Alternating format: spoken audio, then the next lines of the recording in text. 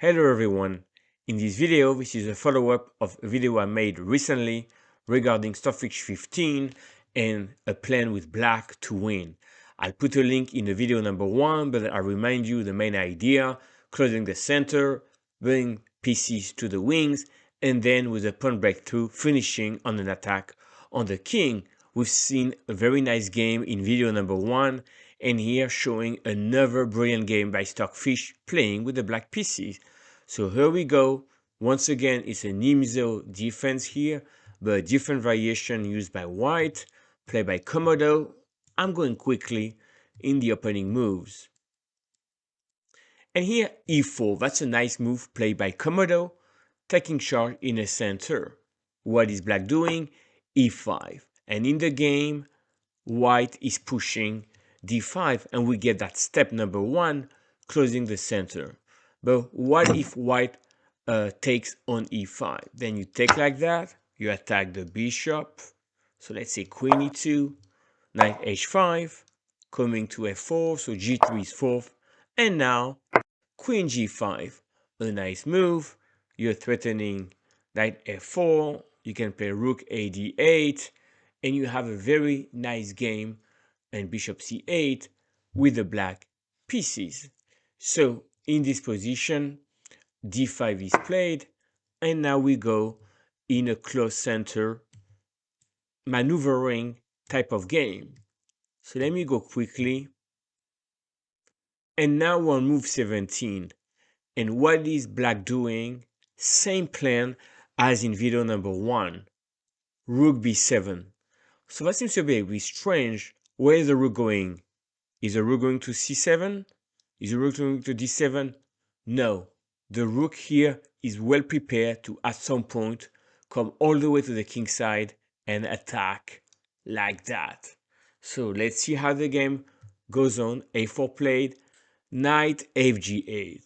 So you're probably wondering, why am I showing a game where black retreats like that? Well, it's all about the wings. We have a bishop on c8, ready to come here, a rook on b7, ready to come over there, and you're gonna have f5 played, opening with a breakthrough. So all these plans are meant to attack the king.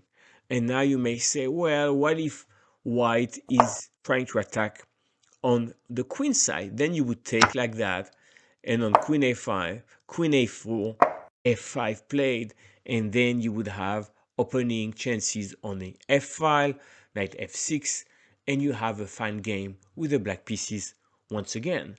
So here I think that Komodo played passively queen c2, but let's see the plan. g6, knight g4, f5, giving up a pawn.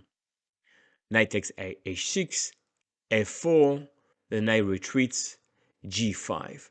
So we can see that black was ready to give the h6 pawn, but what's happening here is rook h7 is the plan. So let's continue. Now rook h7 played, and finally a5. So we take you on a5, rook b1, and here queen a4 played. This is black to play. So if you noticed, we have all the pieces ready on the king side. Yes, white can probably attack a7 at some point, move with the rooks, but black is ahead in this race. And now come step number 3, g4. And that is, in a nutshell, closing the center number 1, moving the pieces to the king side number 2, and a pawn push, a pawn breakthrough to finish it off. Now in the game, king f1 was played, but of course black won easily. The key idea was what happening if you take on g4. Then I'm going to take again, and now you have two choices. If you play h takes g4, queen h4 is very strong, queen c2, queen g3, and now you're coming down quickly. And if you're trying to defend, you also have f3 as a threat. And if you try to do knight d1 to protect g2, then queen e1 wins. And the second thing is over here, If you take with the knight, of course we take, and we play queen h4, and we have a lot of attack. On rook f1, f3 is the winning move. On bishop g2, f3 is also the winning move. And if you try king f1, you guessed it once again, f3, and you're winning by force over here, opening the f file. So obviously taking on g4 is not possible, and therefore king f1 was tried. But now g3, and white is giving up a piece.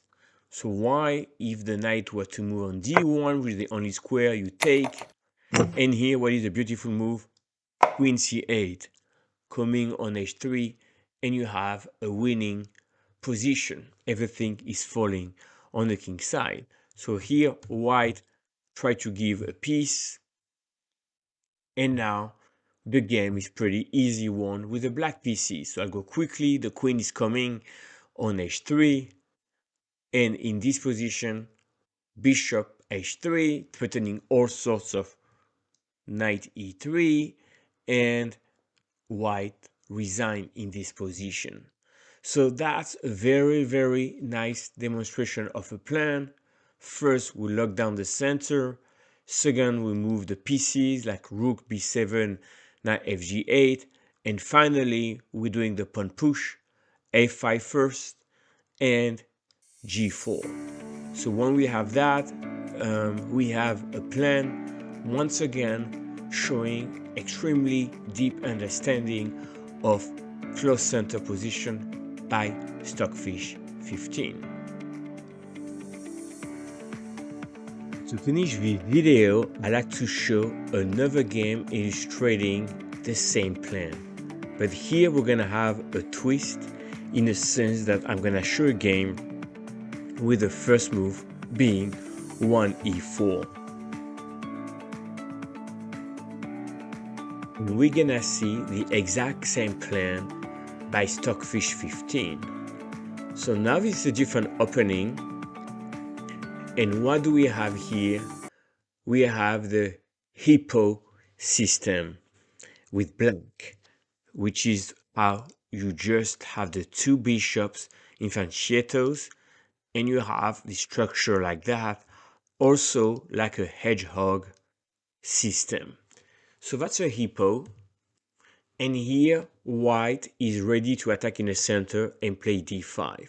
What is step one of the plan? We close the center. So e5 was played by Stockfish 15. The game continues. Here bishop b5, and white seems to have the upper hand because the king is going to f8. So you can castle with black. And now what is part 2 of the plan? We don't launch the attack right away with black. We have to bring pieces on the king side. Bishop c8, right? That bishop on b7 wasn't doing much on this diagonal. So we're preparing bishop c8, where potentially we could have bishop takes h3 down the line. Knight d2 played, g5. Now, this is logical because maybe the knight from e7 is gonna go to g6 and then could go to f4 or h4. So that's a typical way where we're starting to push the pawns. And now, what is black's move? h5. We can see this rook on h8 is perfectly placed because when we're gonna do g4, we have this attack on the h file, which we've seen in a previous game. Knight d1 played, we notice that white is pretty passive. There's no direct pawn push that white can play. Maybe white can prepare c3 and b4, but that takes some time. Knight g6, knight f4, king h1, bishop h6. We can see that the bishop here can really attack along this diagonal, and maybe rook g8 will be played to prepare our pawn push. Knight c4 played, so white is trying to maneuver on the queen side, but attacking the a5 and maybe coming to c6. But once again, it's a question of speed. In this plan, black is first to attack. How? G4. That the exact same pawn push in the previous game. Once again, notice as first we have to make sure that the center is perfectly locked, completely closed down. Second, we make sure that there's no breakthrough right away for white. Therefore, even though we haven't castled, this g5, g4 is a great move. And in the game, white just play passively rook d1. The key question is like, obviously, you don't want to open the h file, but maybe f take g4 was a move. Here, we would have taken like that. If the king moves to g1, we just continue the attack. And on queen d1, we sack a knight. The rook comes in, attacking the knight. So knight g4. And here, what is the move? Rook g3, and we capture back the knight. Beautiful variation. Now, the sack was pretty obvious. And here, if the knight doesn't take on g4, you could try to defend on g2. But here, king g7 comes in, and then you're going to have an attack on the h file. And if the king tries to escape on f2, rook h2, followed by bishop h4 or g3, queen f6, everything is in black's favor. So on g4, what did white do? White decided to play rook g1. So now bishop g5, another great move. Bishop c6, we move the rook. Now the bishop retreats. Bishop h4, g3. Are we losing a piece? No. We're taking here. And h4. Notice we're attacking with a pawn. That's the step 3 of our plan. Queen e1, g3. Of course, now remember the bishop was in b7, coming here, attacking h3. Very logical. Now the game continues, and this is completely lost for white. There's nothing that white can do despite being a piece up. That makes perfect sense, right? Because this knight on c4 and the bishop on b5 are not playing. Meanwhile, we're attacking on the king side. So rook d2 played, and here a beautiful move. Bishop g4. We don't hesitate to give up a bishop. Now in the game, white did not take, but if white were to take, we take here, threatening queen h3. So queen f1 comes to mind, h3, and now you're threatening g2. So the only move to survive would be rook h2, but we simply play king e7. We don't even take the rook, and if you wait, eventually you push g2. And that's gonna win. How? Because here you do queen d1 and you're attacking everywhere. You go like that, check, and here rook h8, and you're winning on the h file next. So once again here in a beautiful position, king e7, preparing to coordinate the rooks, and you have a dominating position. So on g4, it is very dangerous for white to take. So in the game continued, and on bishop g4, it was very dangerous to take on g4.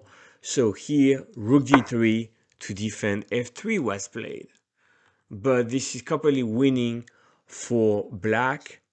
Bishop c8, and now the game continues, but it's a matter of time. Queen f5, threatening queen h3. We've seen this pattern, and here the game finished pretty quickly. So even though we're exchanging the queens, the game is completely won. Let me just show you how the game ended.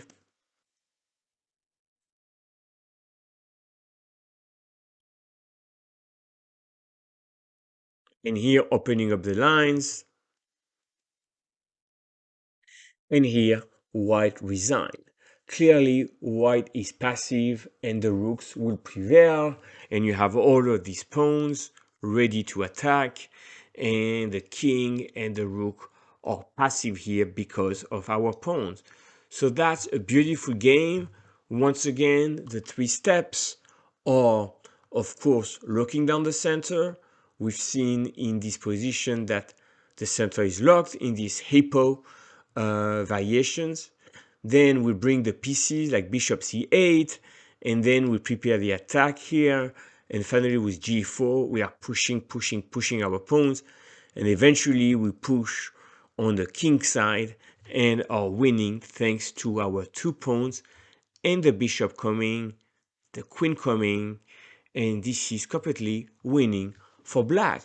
So I think that I've seen that is the same thing whether you play 1d4 in a Nimzo defense or you play, g6 modern hippo setup like here. I think that one of the key strategies for Stockfish 15 is to close down the centers, attack on the wings, and following a 3-steps plan. So once again, I'm going to finish by showing these 3 ideas, and we can see this works in many openings. So this is the kind of strategy that top players are looking at, analyzing with the top engines, and then you can really reuse this in your own games and try to win on a strategic manner with the black pieces, understanding how to really maneuver these positions and prepare a winning attack.